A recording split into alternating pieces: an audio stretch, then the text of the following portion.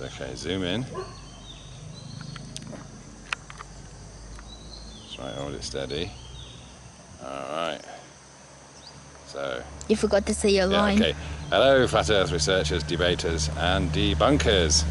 We're looking at the daytime moon. Well, it's early morning here in Phuket, so as Aidan here, who's holding the camera, zooms out, we'll see that the moon is, keep on going all the way out, setting in the west, over there. Okay, so we have a full moon, and it's been a full moon all night, and now the moon is going off to the west and setting. So what we're going to do now is turn around and face the opposite direction, and you can see that we have a sunrise now. Just coming up. I'm not gonna go too far so I don't blind them. That's all right. Yeah. So what we have is the sun and the moon completely opposite to each other. So it's just one of those things to show that we have a full moon when the sun and moon are pretty much opposite to each other. Now, last night so I'm facing east now, aren't I, with the sun rising? But last night the moon rose somewhere over. Where are we? Over there. Okay. So if that's east, that's going to be north, and that's going to be west over there where the moon's setting. Can you zoom in on it again? All right. Okay. So that's the thing, the moon. Two things happen throughout the month, don't they? Sorry. And you can perceive this on a heliocentric model, or you can perceive it on or happening above a flat Earth, if you like, where the sun and the moon are doing circles overhead. The moon does a steady circuit, going around at a steady pace. So let's say the moon does 28 laps per month. So each lap is 1 day long. All right, and we see the moon go overhead once a day. But what happens is we have the sun doing a circle. Let's go back round to the sun, doing its circle, rising and setting for us in any given location once a day. But in those 28 days, in those 28 laps that the moon does, the sun will at some point overtake the moon and lap the moon, and so that's when we get a new moon, when the sun and the moon are together. So over the month from now on, what we have now is the sun and the moon directly opposite each other. So what will happen now is the sun will get closer and closer to the moon over the course of the next 2 weeks, and then we'll get a new moon where we don't see the moon anymore, because the sun and the moon are pretty much coming up at around the same place. And so then after that we get the crescent moon, the waxing, until we get a full moon again 1 month from now. And the moon and the sun are almost opposite each other. I say almost because, as I said, the sun's coming up over here, but the moon is coming up the other side. So over there, yeah? Mm-hmm. All right. Well, that's it really. We can look at these and we can make predictions about what's going to happen, but that doesn't predetermine a model. What it does is allow you to create all kinds of models and make all kinds of predictions, and make associations as well. But what we see, for example, the sun and the moon opposite each other, does it mean that the moon is reflecting sunlight? Not necessarily.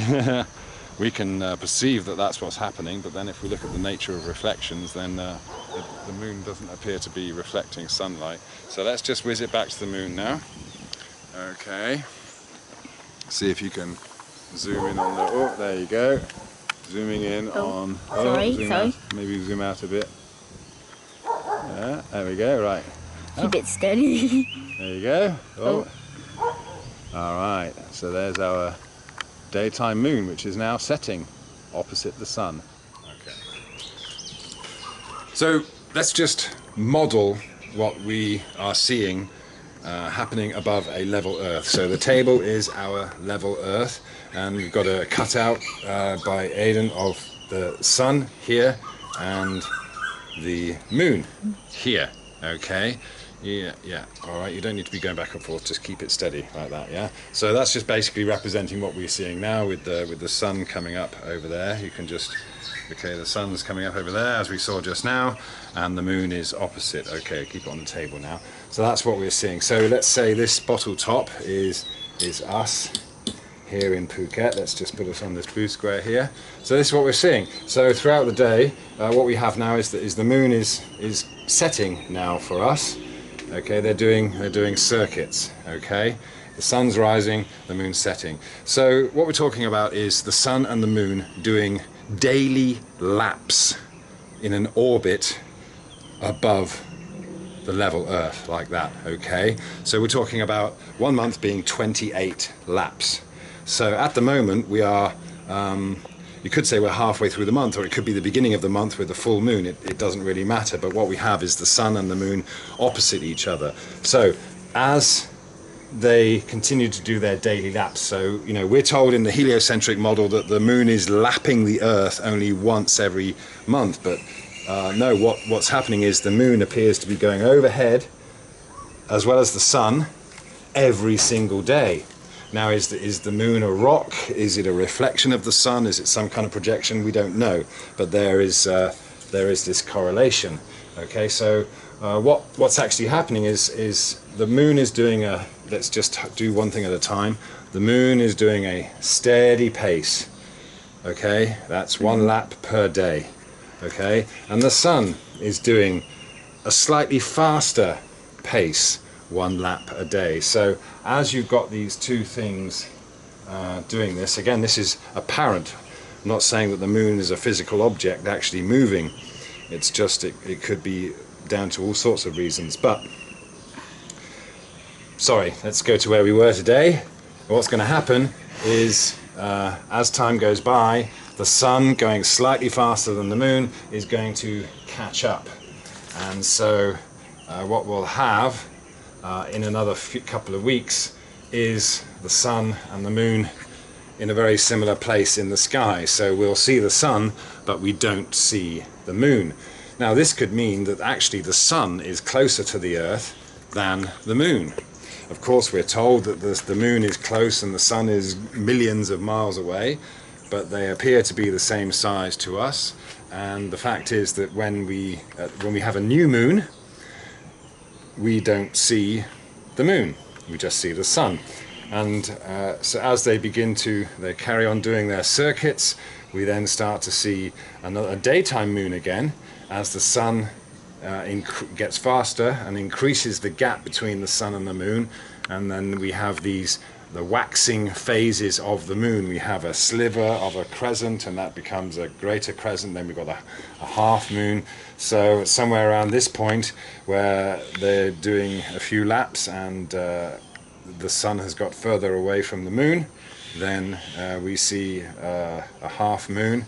And again, as they continue to do their daily circuits, we come round to this position again where we have the sun and the moon almost opposite each other in the sky.